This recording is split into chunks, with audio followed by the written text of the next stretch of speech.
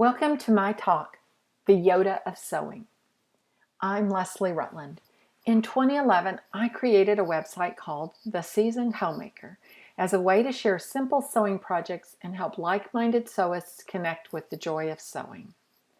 Early on, I learned that there are lots and lots of you who find fulfillment through sewing and quilting, but something always gets put ahead of creating, and then you're left feeling frustrated and creatively empty. Have you heard this before? You were made to create.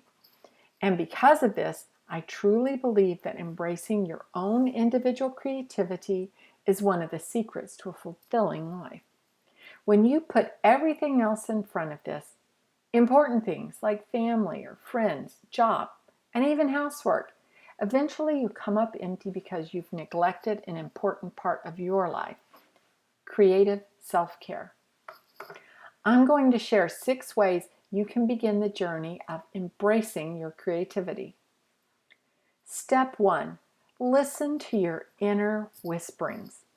We all have them, those inner whisperings that nudge us to pursue the things that bring us joy.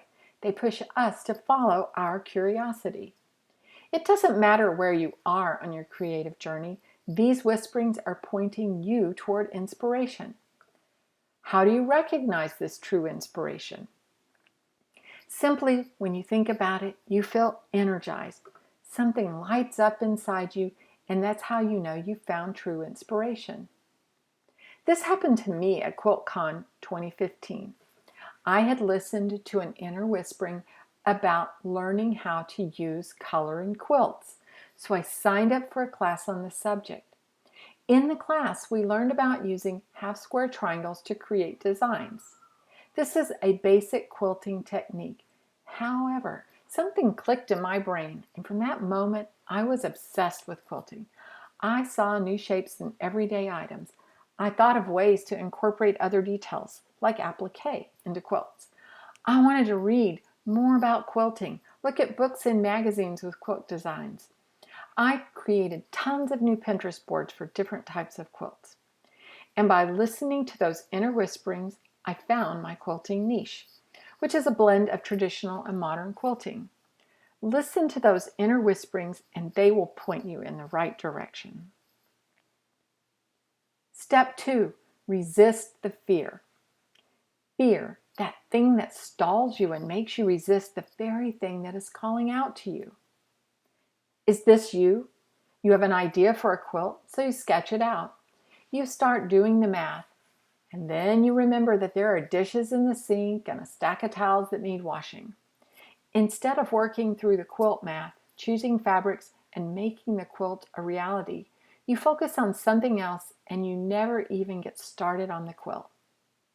Resisting the urge to create equals fear. Fear that your idea isn't good enough. Fear that you might fail. Fear that you aren't creative. I'm here to tell you that you need to be brave and face this fear. You are made to create, and when you are creative, it will bring you joy and fulfillment. I challenge you to resist the fear and embrace your creativity. You will not be disappointed. Step 3, finding the time to sew. Listening to your inner whisperings and resisting the fear are a start, but the struggle with finding the time to sew is real. Is this you? You can't seem to squeeze in a moment here or there to start a project, let alone finish one. You desire projects that can be wedged into a busy life, simple projects that can be finished in an afternoon, but don't know where to start. Does it seem like time slips away before you can even begin a project? When I think of finding time to sew, I think about something I call the sewing space-time continuum. You know the one I'm talking about, where you sit down to sew for 15 minutes and 3 hours later, you're still missing an action. It's like the minute your foot hits that sewing machine pedal, you enter a sewing black hole. Sometime in the distant future, you find your way back to reality. Here's an example. You notice that your husband is cleaning up the kitchen, so you think, I have 15 minutes. I'll just whip up that quilt block I've been planning. It'll only take a few minutes. The next thing you know, the sun is rising in the east. That, my friends, is the sewing space-time continuum. In reality, the problem isn't time, it's time management. Back to my quilt block example. Yes, a quilt block can likely be sewn in 15 minutes. However, everything must be ready to go for that to happen. Step 4, be ready to sew. In order to best manage your sewing time, you will need to do a few things to prepare. For instance, in the example of sewing a quilt block in 15 minutes, you will need to be preparing with the following. The quilt pieces must be pre-cut and ready to be sewn. The correct color thread and bobbin must already be loaded into the sewing machine. Scissors, rotary cutters, mats, and ironing board must all be in place ready to go.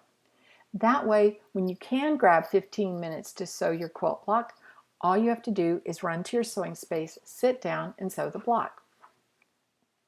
I have a few suggestions to help you get and stay organized.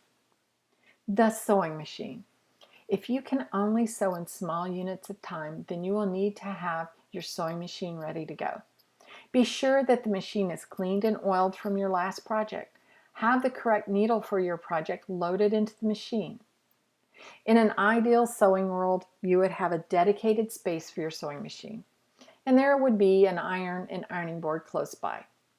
If you don't have a dedicated sewing space, keep your machine close by on a shelf with the power cord and the pedal nearby. Project boxes. I love to put everything for a particular project into a clear plastic storage box. I really like scrapbooking boxes for this, especially for quilts, because you can layer all of the block pieces as you cut them out. Think about everything you will need for the project. Think about the pattern, the fabric, some scissors, a few notions, pens, fabric clips, fabric markers, etc. And have them all in the box with the fabric ready to go. Wrap things up.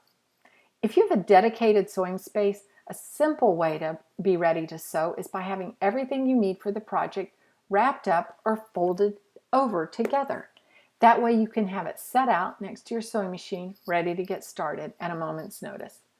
Just unfold and you're ready to sew. With quilts, this can be a little tricky, especially if it's a larger quilt.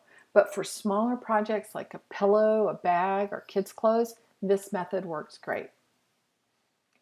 Use plastic zipper bags. If you have limited space or your sewing area is a shared space such as a dining room, you may want to store your project pieces in clear zipper bags. They don't take up much space like a plastic storage box would. They can easily be tucked away in a drawer or cabinet, and nothing can be spilled on your project. For larger projects, I recommend using the extra large Ziploc bags. Step 5. Who is the Yoda of sewing? Do you remember Yoda from the Star Wars movies? Yoda was never the hero. Yoda was Luke Skywalker's mentor and guide. Why am I mentioning Yoda? Because everyone needs a little help finding their inner sewist. You need a mentor or a guide, someone that can put you on the path to finding your true sewing and crafting self. Not someone who tells you what to sew, but someone who guides you toward finding your inner sewist. So when you begin to embrace your craft, it will bring you joy and you'll begin creating things that just light you up inside. And of course, that kind of joy will be contagious to those around you. No longer will you struggle trying to find time for projects. You will hear the inner whisperings that fuel your creativity, and you'll be able to find pockets of time to create in an otherwise busy life. Instead of struggling to work on a project, you will feel contentment because in truth, that's what really fuels your creativity. Step 6, finding community. There's a saying by Helen Keller, alone we can do so little, together we can do so much. Another step in cultivating your inner sewist is community, a group of like-minded people who are interested in the same craft as you are. a place where you can share your ideas, learn new techniques, and make a few friends. It's about getting inspired and sharing ideas. There are so many places this can happen. One place, Quilt Guilds. These are traditionally where people have gathered to share quilting ideas and learn new or different quilting techniques. Lately, guilds have gotten very creative with ways to meet. Some guilds are having small backyard gatherings. Others have moved online. The bottom line is this: quilt guilds will find a way to meet and share new ideas. Facebook groups. There are so many different Facebook groups dedicated to every type of quilting and crafting. There are groups for hand quilters, long arm quilters, machine quilters, traditional quilters, modern quilters, and even applique quilters, and more than I can even name. Whatever interests you, there is a Facebook group you can join. Online learning platforms. Have you heard online learning is no longer on the fringe? Instead, it's quickly becoming the preferred way to learn a new craft, skill, language, or you name it. And many of these online learning platforms have some sort of built-in community. It could be a Facebook group, or it could be an online forum within the platform. Personally, I've learned a ton of new skills this way, plus I've connected with lots of like-minded sewists. In-person classes. This has traditionally been the way to learn a new skill, but in 2020, in-person classes got sidelined by COVID. However, I'm noticing more and more of these types of classes popping up, using proper social distancing and mask wearing. These classes are perfect for finding a community of sewists with similar interests and who want to do the same type of things you want to make. Shows and conventions. Have you heard about the Houston Quilt Festival, or Paducah, or QuiltCon? These are all major quilting and sewing events with classes, lectures, and an amazing quilt show. If you can't make one of these major conventions, fear not. There are always local or semi-local shows you can attend, which will also host classes and other learning events.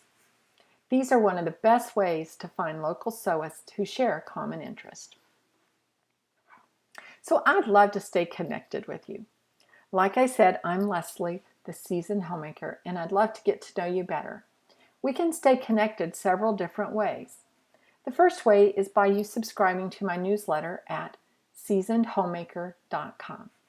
There are lots of places on the website to subscribe. At the top of the website or anywhere you look on one of my blog posts, you'll find a way to subscribe and start receiving email newsletters that go out weekly-ish, usually not more than once a week. And they always include a project, an interesting tip, maybe someone has a great offer or a sell on products, but you'll always get the latest information on something interesting that's related to the sewing world.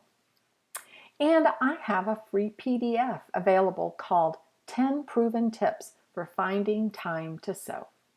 If you'd like this free download, just visit seasonedhomemaker.com, and in the middle of the page, you'll see a box where you can subscribe and receive this free PDF download. You must fill this particular form in order to receive that PDF download. I'm also on Instagram, and my handle is @theseasonedhomemaker. I post things regularly there. Sometimes I put fun things in my stories or just repost other people's interesting projects. You'll always find my latest blog post on the feed of Instagram. And of course, you can find me on Facebook. Look for me at facebook.com/theseasonedhomemaker. Thank you so much for taking the time to listen to this short talk. I hope I've inspired you to listen to your inner whisperings. Resist the fear that keeps you from creating. Find the time to sew and create. Embrace your creativity. Find a sewing community. And absolutely celebrate your creativity.